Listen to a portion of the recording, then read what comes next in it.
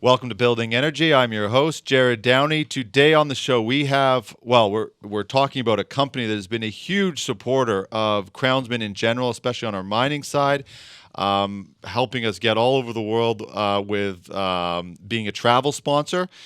So Corporate Traveler, but this is going to be focused on the energy side. So we have Wes Flanagan. He is the Regional Sales Director for Corporate Traveler.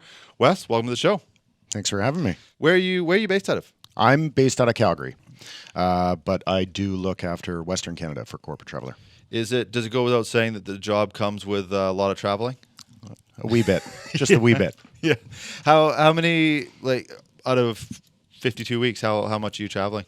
You know what's funny? They'd probably say that they want me traveling a little bit more, but I do try to get out to Vancouver at least once a month. And then, there's the odd other trip that we have to do. I'd spend a bit of time in Toronto, things like that. So I'd say I probably do 20 trips a year, 25. Wow, that's more than I do. Yeah. It's quite a bit. Is it? I was just asking you off camera, but I wanted to chat about it a little bit. Is it busy right now? Like travel, is it up? It's very busy. Yeah. Especially, I hate bringing it up, but coming out of COVID. Yeah, it's a reality. It's a reality. There was only one direction to go. Yeah. But, really good to say that we've had a strong last couple of years and we've already surpassed pre-COVID levels. So definitely going through some growth. The companies, I actually do want to talk a little bit about, like, coming out of COVID.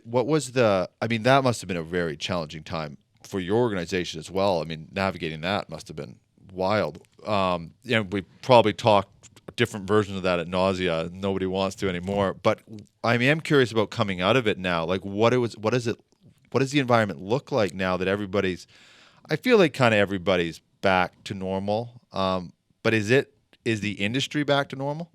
Yeah, it is. I think definitely everybody has recovered. It was actually a really good opportunity for us, I think, where, from a sales aspect, really trying to get in front of companies that travel for business. Prior to, I think there was a lot of companies that felt they could manage travel themselves. Yeah. And one thing that they realized when, things get shut down and you're trying to collect money from the airlines that were being held in credit and things like that, or even just the hold times that seem to, increase with, a lot of service providers that were out there. That was an opportunity for us where people who may not have seen the value in a travel management company now realizing that, hey, these are some things that maybe a service provider could do on our behalf. Yeah. So it's definitely opened some doors and really opened up some conversations that maybe we couldn't have had prior. How do you? I'm just curious. We've got lots to get to, but I'm just kind of hammering on this topic for a second. How do you sort of communicate that? Like, I was just, again, off air, I was saying we booked a trip to the Philippines, and it's almost twice as much than it was a few years ago. Mm-hmm. I'm imagining it's very similar to companies. How do you see adjustments in that? Like, if people used to send 5, are they sending 2, or is everybody just having to sort of bite the cost of that? I think a little bit of both. Yeah. I think there are some instances where maybe people aren't sending as many people. And I would say that was probably maybe early on, where now things are, kind of back to normal, which is really good. Yeah. And what is your sort of day-to-day with Corporate Traveler? What is my day-to-day? Yeah. Focused on sales and new business development for sure. And then, you factor in just a little bit of, account management and communicating with a current client base. But in Western Canada, I have a sales team based in Calgary. I've got a sales team based in Vancouver as well. And really it's just, kind of getting out there, really trying to start having conversations with organizations about, the value and the service that we feel that we could bring to them. Let's talk about our Heavy Industry World Tour, brought to you by Savona Equipment, supplying mining equipment worldwide. And Corporate Traveler Canada, helping companies travel the globe simpler, faster, easier. We are heading to events across North America and Australia and filming episodes on location. Email us at info@crownsman.com to be part of Crownsman's Heavy Industry World Tour. When you need support and results with your project's safety, call Kaizen Safety Group, Inc. Breathing air, gas detection, technical rescue, and safety advisor services, all driven by their proprietary industry-leading safety culture and leadership programs, are the positive safety difference you've been looking for. Kaizen Safety Group, Inc., committed to the continuous improvement of your workers' safety and well-being. To learn more, visit kaizensafety.ca. Reduce tire-related production interruptions and enhance vehicle safety with Doran tire monitoring systems designed for off-road, earth-moving, and industrial equipment. Real-time access to accurate, reliable tire pressure and temperature information helps operators and supervisors maximize equipment performance and tire life. Doran tire monitoring systems are designed to withstand extreme operation conditions while featuring simple installation and low maintenance. Visit doranmfg.com for more information on how Doran can help reduce equipment downtime and improve safety. This is obviously the energy show. So is the oil and gas, the energy sector, is it unique? Are there some unique things about it in comparison to other industries? From a travel perspective? Yeah. Yeah, absolutely. You have companies that travel for, sales related purposes or, maybe for trade shows or things like that. And a lot of the locations that they're going are, kind of pretty standard run of the mill location. Yeah. Versus in the energy industry or even mining industry for that matter, you're dealing with a lot of remote locations. You're dealing with a higher level of people that you're moving. Yeah. And you're also dealing with time constraints where, they're needing to get to site, at pretty specific times. Yeah. Just so that, things aren't interrupted at site. So definitely comes with its challenges. I'm actually quite curious about this. How is that managed? I mean, obviously that's what that's what the organization does, but how is that managed when these, emergency site visits, remote, they're at one site and then the next they get a call halfway through that when they land they have about an hour here and those types of demands. Are you fielding all of that for your clients? Yeah, we are.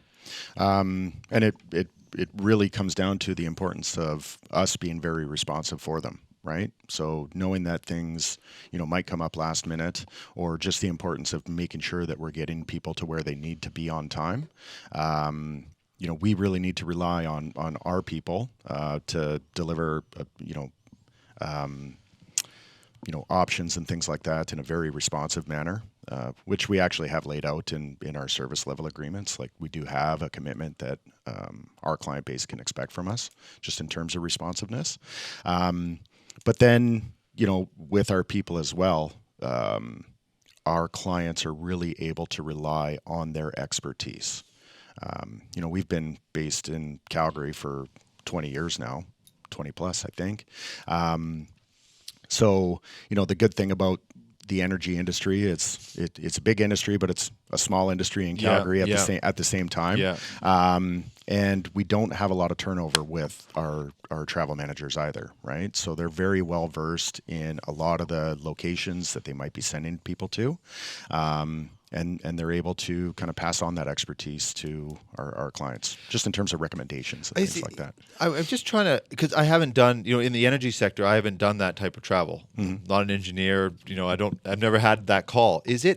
Are you, what does it look like? Is it the big airlines mixed with private? Does it rank by how quick they need to get on a plane? Are you working with private airlines and things like that? Like charters and like things charters like that? and that, Yep. yeah. Yeah, we do a bit of that. I would say, a big focus of ours is on the commercial side. So if we have, say a larger client that is sending a crew out to site, in some cases there might be a charter that's set up, or depending on where their site is, it might just be into an airport that Right. a regular commercial airline would fly, right? Some companies do tend to manage their own charter programs, and so then it's just about us being able to mobilize their people and get them to one of those hubs. Oh, I see. And then that's where, you're just kind of dealing with scheduling and things like that, knowing what time they need to be at that hub by. And in a lot of cases, you're bringing in crew from all over, right? Like across Canada. Yeah. There's a lot of people from Newfoundland that are needing to get into, say, Edmonton or something like that. But then you're also pulling people off the island. So It's kind of like it's like everybody's out here, and you bring everybody in, and then you got to almost like redistribute them back out as the shift rotates, right? yeah, you bet. Black Powder Solution provides a sustainable solution to clean contamination, black powder, from natural gas and hydrocarbon fluids over traditional one-time use filters. BPS separators utilize magnetic radial fields to clean, resulting in an operating life of over 22 plus years and minimal consumables.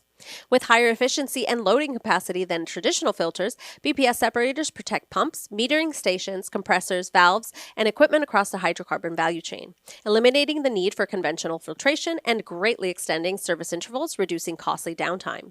Black Powder Solutions, Inc., redefining how you operate upstream, midstream, and downstream, one magnetic separator at a time. Contact them today. When it comes to balancing the growing demand on your grid with the growing need for more responsible, sustainable energy production and generation, you need the right partner.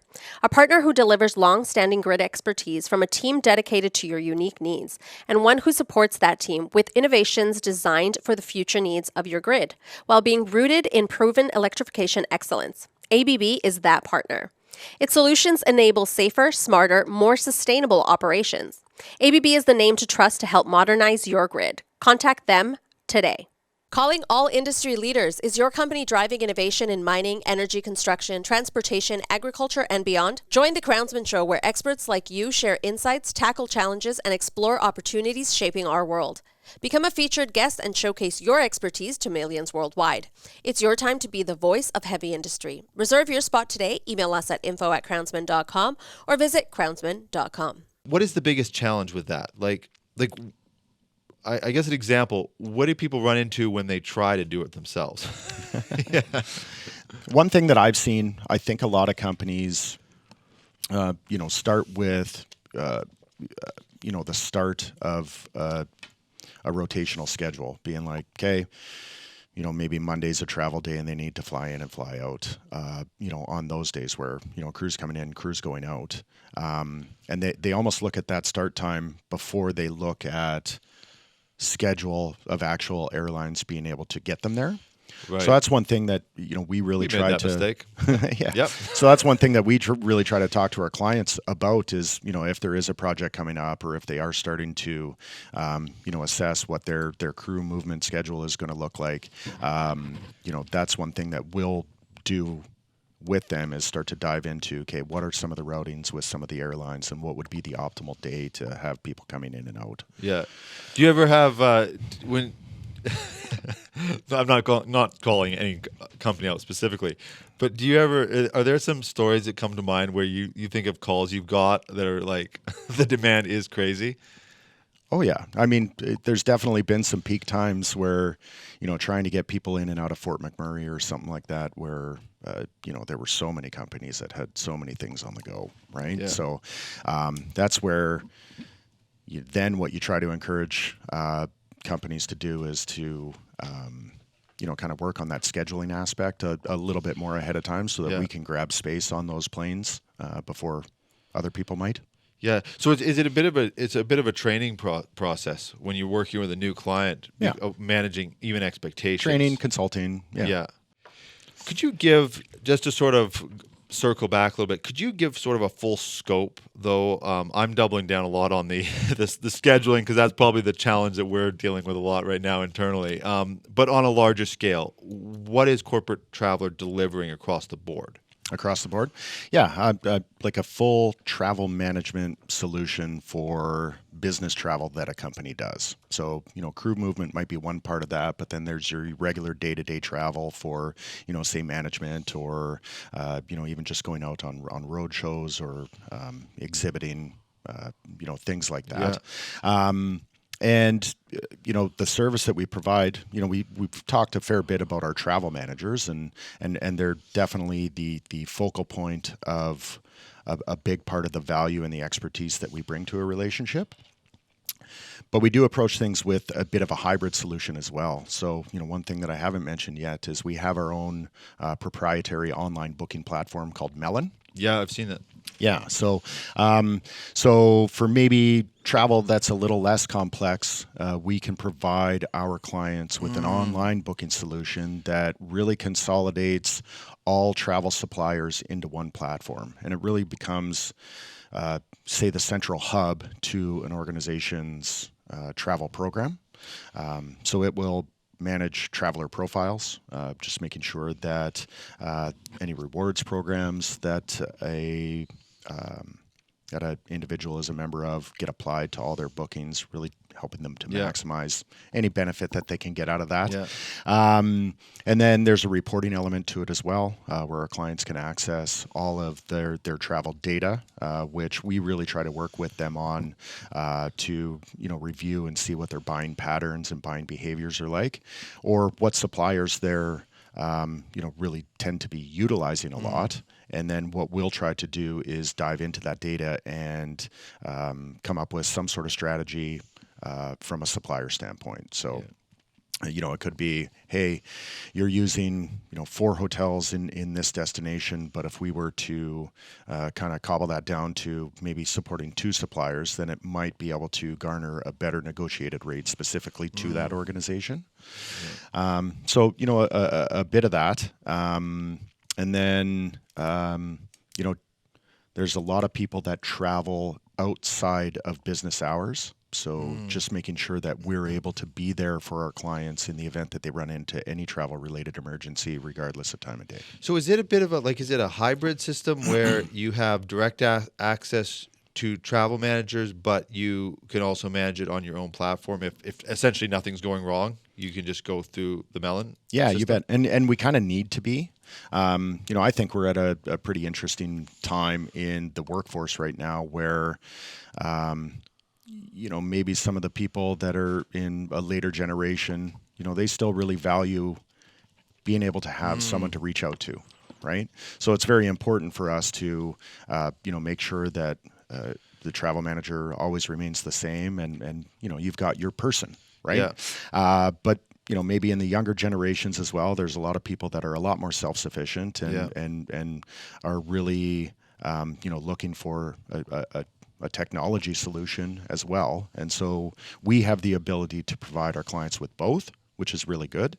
But the good thing is with the travel platform, we're able to incorporate a company's travel policy just to make sure that we're kind of guiding the travelers to make the right choices. What do you mean by policy? So a lot of companies have travel policies in place. You can fly business class or not, or even the types of fares that you would be able to purchase.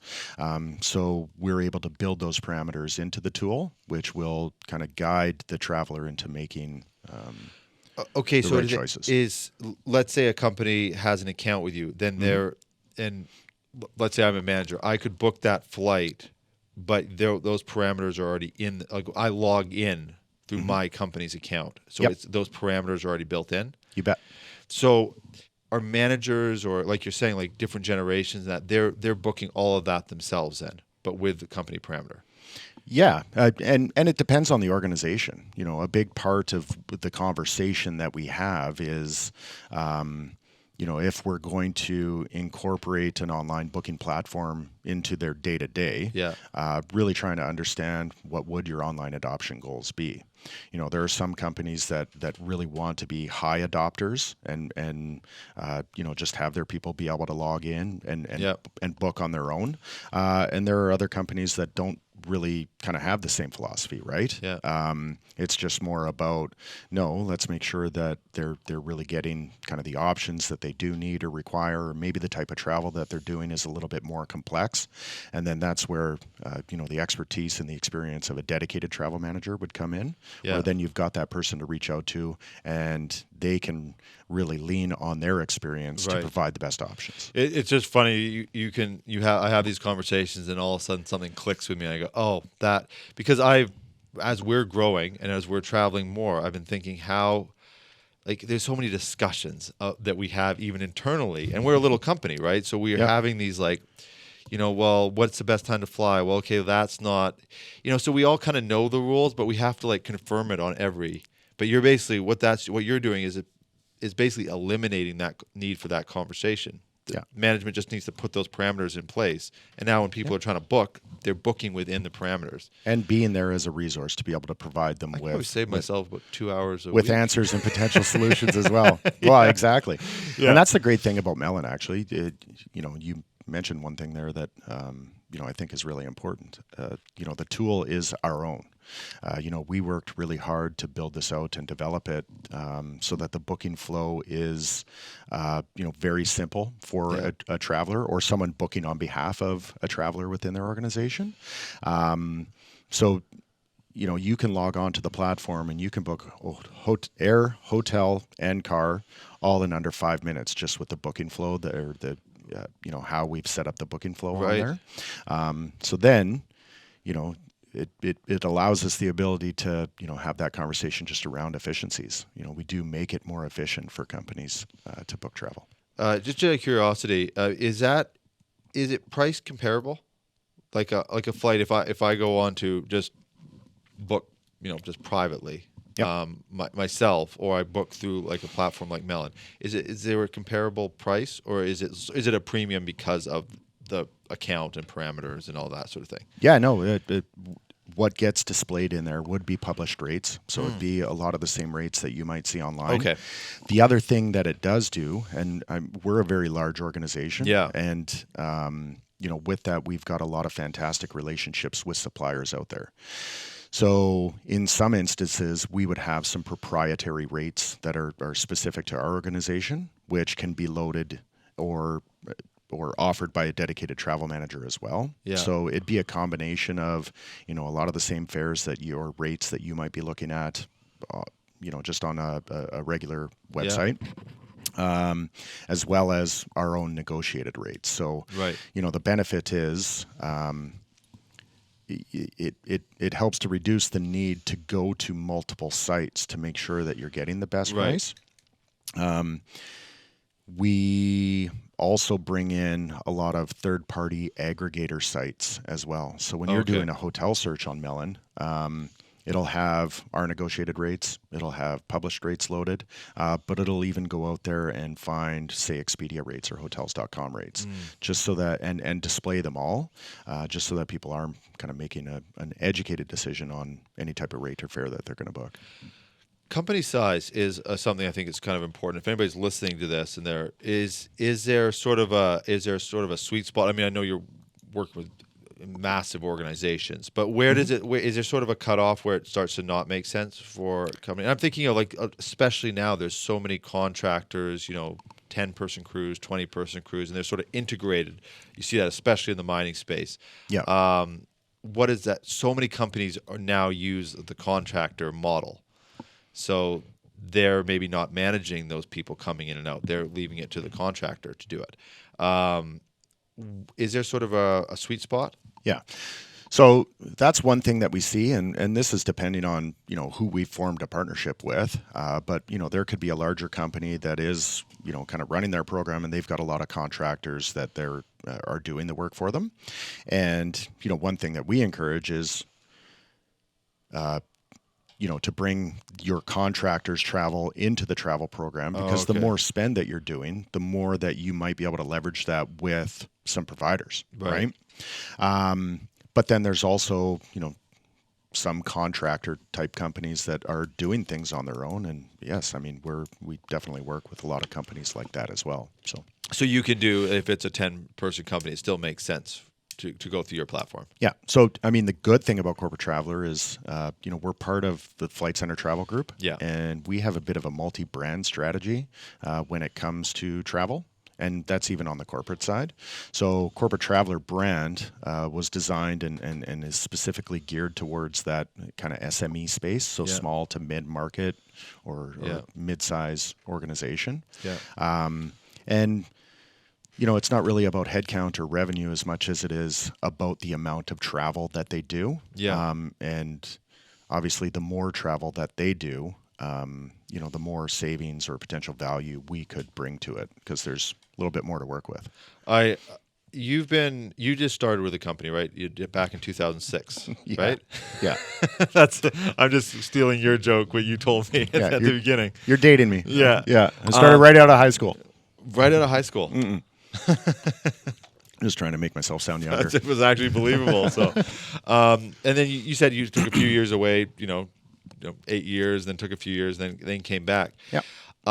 So the reason I am bringing that up is I am just very curious from a corporate traveler side, how much has the industry actually changed over that time in 2006 to now we're in 2024? A lot. I mean, you just look at how much everything is changing out Yeah. there, but technology is just becoming that much bigger of a part in everybody's day to day, and Yeah. that's no different for the travel industry. Could you look at something though and go, "Oh, this is"? And I know some of it's very obvious. There's apps and all that sort of thing, but just even the way people interact with travel, has that type of thing changed?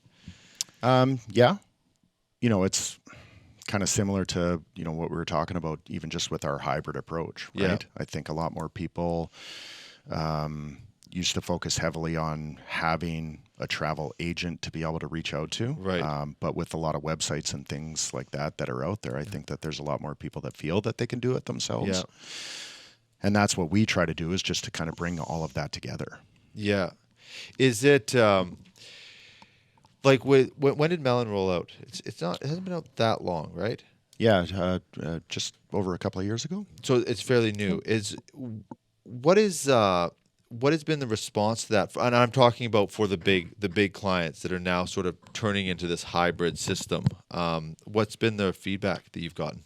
Yeah, it's been fantastic feedback, and it's a solution that we can offer that we're very proud about. I think that there's a lot of online booking tools that have entered the marketplace, and what we really like to say is those are technology companies that are developing a tool, and we're a travel company that developed a tool or a resource that really makes sense to us, and we were really able to rely on our experience and feedback from our clients and feedback internally from our employees on what that whole booking flow and user experience should look like. So another thing that I'm curious, because you're not going to be in here every week, so I gotta get my questions in that I'm curious just about the travel side. Is my parents were traveling I guess a couple months ago, and they don't fly a lot. They just it's not something they need to do. So they were flying out, and part of, because I was helping out a little bit, is it's just managed, because I've obviously fly more, managing their expectations of what like the airports are like now, the delays, and because it is different, it's a different feel. Ever since COVID, it's just a different thing when you travel. How do you manage that? Just those expectations of travel, like the planes are full, there's less planes. It's a tricky thing. So I can see why it's a good market opportunity for you, because people I don't want to manage it anymore. It's too much. But also managing those expectations for those clients as they're trying to sometimes move a lot of people around. Yeah. The good thing, a lot of the people that would wind up utilizing our service are pretty well traveled. Yeah. That's not to say that we don't have, a client that maybe isn't very well traveled and needs to travel for work. And, that really comes down to the benefit of having that dedicated travel manager. So, our travel managers really take pride on, being really invested in each one of their clients and almost operating as a bit of an extension Yeah. to that business. And through the relationships that they build with their clients, in an instance like that, a lot of times a traveler or someone booking on behalf of maybe someone that's not very well traveled, because they've built such a great relationship, they feel comfortable in coming to the dedicated travel manager and just being like, this person's maybe a little bit nervous about traveling, or they don't travel very often, and we're happy to provide, any tips or tricks or pointers just to make sure that they are having the best experience possible when traveling on behalf of work. Because, it's so important that when someone needs to travel for business, a big part that, we really try to think about is it's very important for us to get that person there because they've got work to do, when they land. So how can we make sure that they've had the best experience possible? They're getting there. They're not stressed out. They're well rested so that they can be, the face of the company for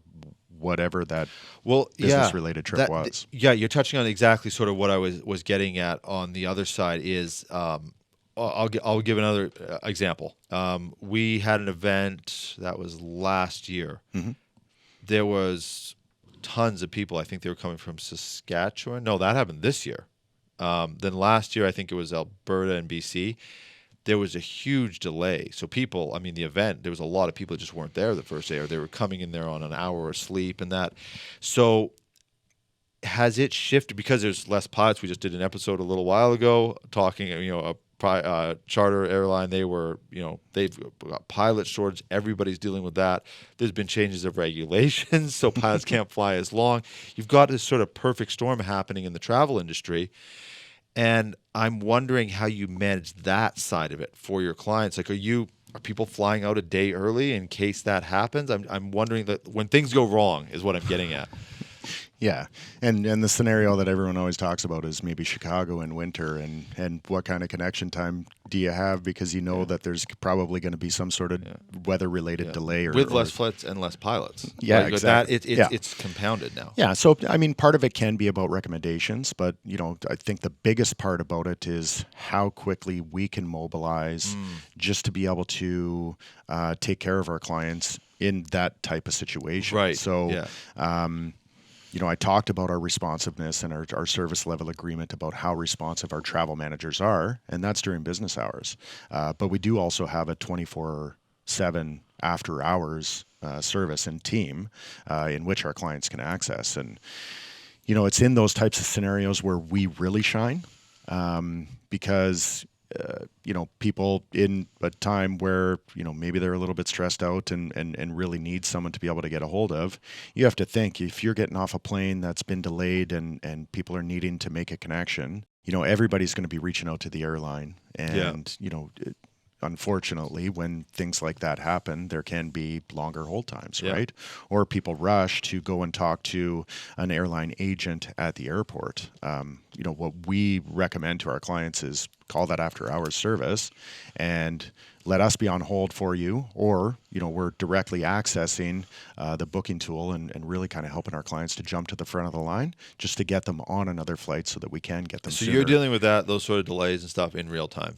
Yes. And I know this is an interview promoting the show, but I'm asking legitimately as someone who travels. Yes, we are. And we have countless stories from our clients, where we've really been able to help them in weather-related situations and things like that. So, if I don't ask it, everybody else is going to be sitting there. The unused tickets side of things, what does that look like from the corporate traveler perspective? One thing that we see, especially with clients that are maybe coming from an unmanaged environment. So that means, they haven't been working with a travel management company. But, when you're moving a lot of crew and things like that, cancellations do happen. And what happens is then that ticket is being held in form of a credit with the airline. So with a company that is maybe working in an unmanaged environment, they don't really have, say, kind of a set way to, really track those and make sure that they're getting utilized, or when they do get utilized, making sure that they're getting utilized to the full extent, because there can be some rules and restrictions that come along with it. So anytime a cancellation happens, we're able to report, and our clients can see what is being held in credit, and we really make sure that those do get utilized to the fullest extent that they can. And we've seen companies save some pretty significant amounts of money just through us managing their credits a little bit more effectively for them. When you go through the values for clients, I mean, we have a metric internally for our how many people come back. Is that something? Am I going to something you can't disclose? But I'm just curious about how many people that come on. Do you look at metrics to go, once people are in? Because that's the biggest in sales. That's the biggest challenge, getting people in the door. Once they're in, what does that look like? Yeah, we do have a client retention rate that we do measure. It's 97%, which is obviously a very high number. And damn it, I think you're beating something us that by a few. Something that we're very proud of. Especially when you're talking about the number of corporate clients that we're dealing with in Canada. 97% is insane. Yeah, and this isn't just in the energy or the mining industry. Across Canada, we work with north of 2,500 corporate clients. But once we do get the opportunity to work with them, through a lot of the services that we're providing, and just by taking great care of our clients, once we get an opportunity to work with them, they tend to stick with us. And speaking of just people coming through the door, new clients, size of company, that's something I also want to understand. Is this something like 100 personnel plus, or can you work with and the part of the reason I'm bringing that up specifically in energy and mining, you've got a lot of contractors, smaller crews, specialized crews, those types of things. Mm-hmm. Are you delivering for them as well? Yeah, a bit of a combination of both. And it's funny, the Corporate Traveler brand was really developed around not so much a specific size of organization, because it's actually funny, how broad it can be. There can be a 10-person organization that travels quite extensively. Yeah, right. Or there could be, a company that has north of 1,000 employees, and maybe they don't travel that much because they're, very locally focused, right. That sort of thing. So, really what we focus on is the amount that a company is traveling, and where our focus lies is kind of in that small to mid-size range. Right. Yeah. And I guess with with Melon now, it probably sort of opens up the space for those smaller companies that sort of need some management, but they kind of need that hybrid system, right? Yeah, you bet. Yeah, and it just kind of comes down to their need and just kind of what their objectives are. Yeah, it's an important thing because you're saying it's about how much you travel. I know companies that they're small, but they're going. I mean, they're on-site companies, like they're consultants or what have you, and they're going on-site. I mean, they're always traveling, pretty much every week. We actually just connected with them. We just had a company on. Their travel schedule is like next day travel stuff. They're just going out all the time and across from Australia and Canada and US. It's wild. I've actually never really seen anything like that, how they're doing it. Yeah. But it's really not about size of organization in that case. It's about the demand and the scheduling. The demand, the scheduling, and really what their needs are, right? And it's funny, I would say, there's a lot of clients that we do tend to bring on board that, maybe come from that unmanaged environment. Yeah. Where, the travel is now just kind of starting to grow and just becoming a little bit more unmanageable, or, maybe even too much of a time suck for them internally. So, then that comes down to, us and the solutions that we could bring to the equation. And then going back to that client retention rate, once, they're engaged with us and we have the ability to work with them to put some solutions in place, they tend to stick with us. So.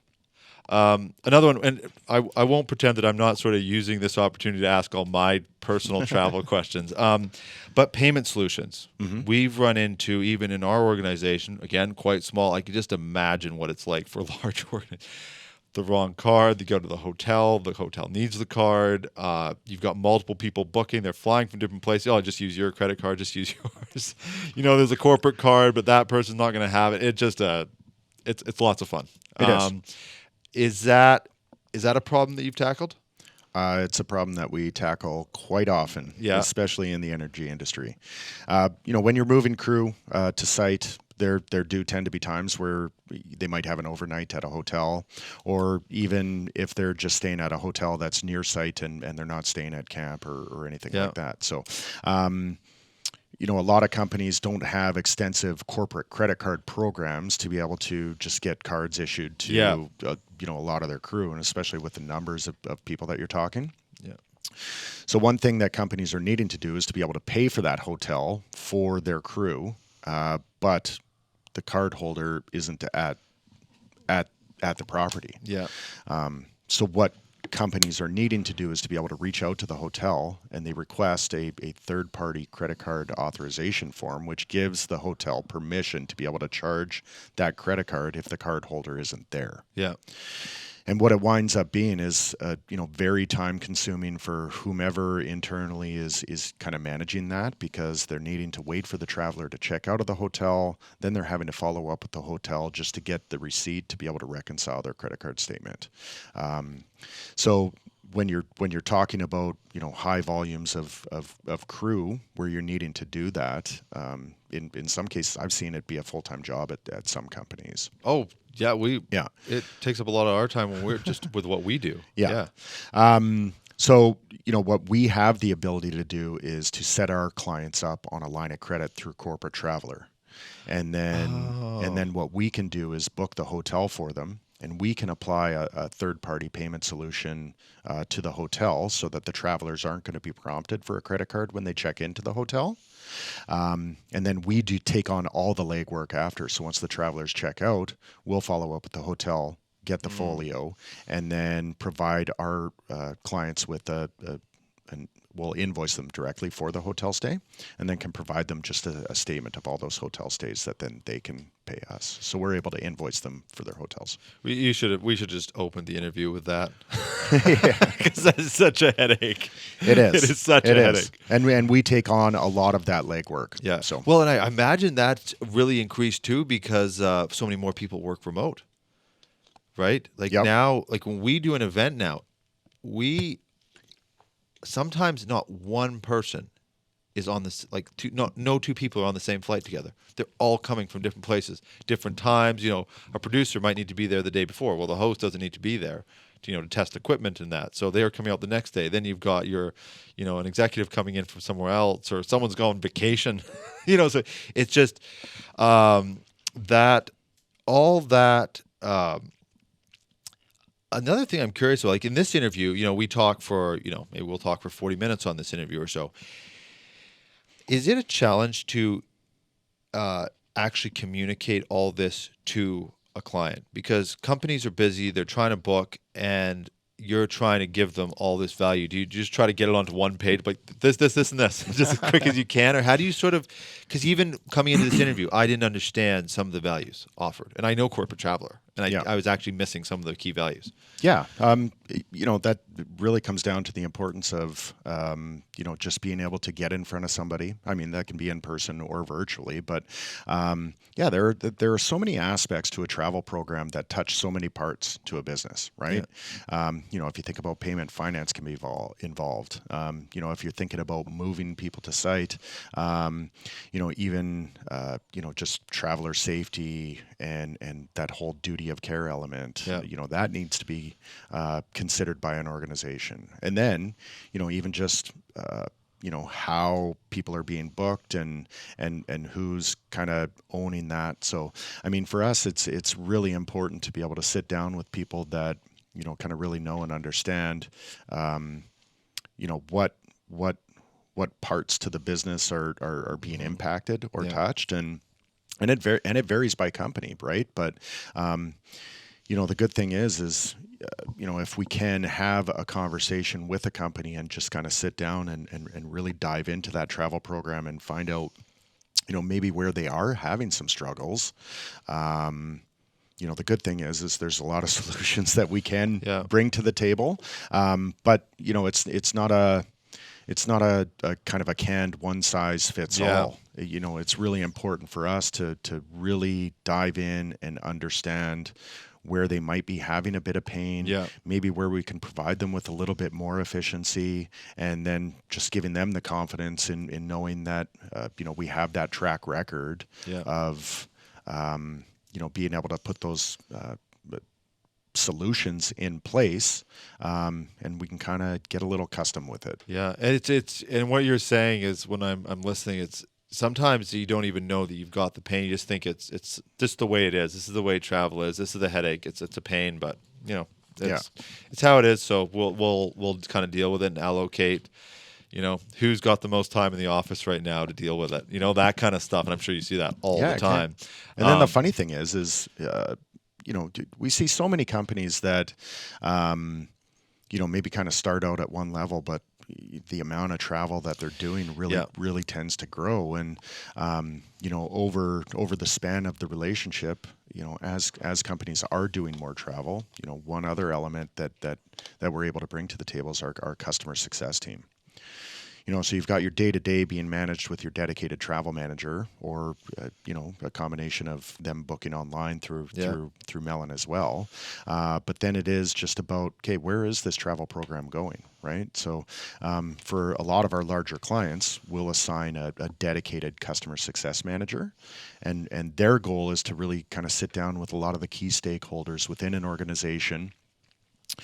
Dive into their travel reporting, really kind of going through the day-to-day, and it allows us the opportunity to, with our experience, make recommendations as their travel program continues to evolve. So, Just to wrap up, if you had some top tips for people traveling, and people need them, I'm going to say, like going to an airport now, I quite often hear people screaming. You didn't used to hear it. You used to hear it sometimes, but people are like, there's a level of, I think since COVID, people are still, there's almost this feeling of being unsure traveling, which again, big opportunity for you. You're talking about call and you'll do the wait time for. I mean, right there, that for me is enough. I'm like, yeah, please take care of this. But there is a level of just sort of tension, and I think it's getting a bit better as people are getting used to sort of the new way of traveling. But I wonder, do you have some things you go like this? This is just for anybody, even if you're not booking your service. These are some tips. Yeah, I mean, for me, if I can spend as little time at the airport as possible, I'm all for it. There's a few people at work that actually joke about how late maybe I arrive at the airport for a flight, so I wouldn't condone that or recommend that, but maybe it's something that I do. This is my favorite tip I've ever seen. Yeah. Get to the airport late. But I am all about efficiencies, and even in how I pack. Right. Yeah. I don't like to check a bag, so I make sure that my toiletries bag is, filled with all the, the kind of the small, toiletries and things like that, so that I don't have to check a bag, and just making sure that it's kind of always prepared. Like I'll even pack my suitcase in a funny way where I can quickly and easily access that toiletries bag. So when I'm going through security, I can quickly grab it, put it in the cart and things like that. But I think that there are a few things that maybe people don't know about. Calgary Airport is a great example. You can actually make a reservation to go through security. It's called YYC Express. So you can log online and grab like anybody, or it's like an anybody added service? Yep. Okay. And you can grab whatever flight it'll ask you, okay, what date are you traveling? What flight are you on? And based on what that flight time is, you can book an actual time where you've got your regular security line up. But if you've got that appointment, you just go to the person, show them your barcode, they'll scan it, and it allows you to go into a shorter line. Oh, man. So, definitely recommend utilizing a service like that. Or if you're a heavy traveler, get an access. Yeah. I didn't realize. I don't know if Vancouver Airport has that. I think they do. Do they? Yeah. Or from time to time, I'll check CATSA. So that's the TSA, right? Oh yeah. So the people that are running the security lines, you can even just before you're heading to the airport, log on online, and it'll tell you what the current wait times are at specific gates. Yeah, these are things that for you know them. I didn't even know that. Yeah. Another trick I have is we traveled with our little like 12-pound dog once. I didn't realize that opened up everything for you. Does it? Yeah, they let us through everything. They were jump. It was like it was a baby. Oh wow. We were Okay. like, this is great. I've never traveled with a pet, so It is. Yeah. Now people are going to start buying pets. Companies are going to have a little pet that they give to their employees. No, Wes, thank you very much for coming on the show. Corporate Travel has been obviously a huge supporter of Crownsman, again, especially on the mining side, but also on the energy side. And you're a great company, so it's quite nice to actually have you in the studio. Even our advertisers, we don't see them. I do the show, and then an editor puts in the ads, so I don't get to actually talk to the people that are supporting the show all the time. So I really do appreciate the support and coming in here and doing this interview. yeah, we definitely appreciate you having us. Thank you. Okay. And thank you, everybody, for watching. Of course, we'll have links to Corporate Traveler, the Melon, would you call it a Melon system? It's an app. Melon. Melon, just Melon. This is why I don't have a sales job. So we'll put a link to that as well.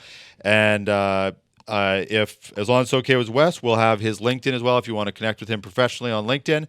Thank you, everybody, for watching. We will see you on the next episode of Building Energy.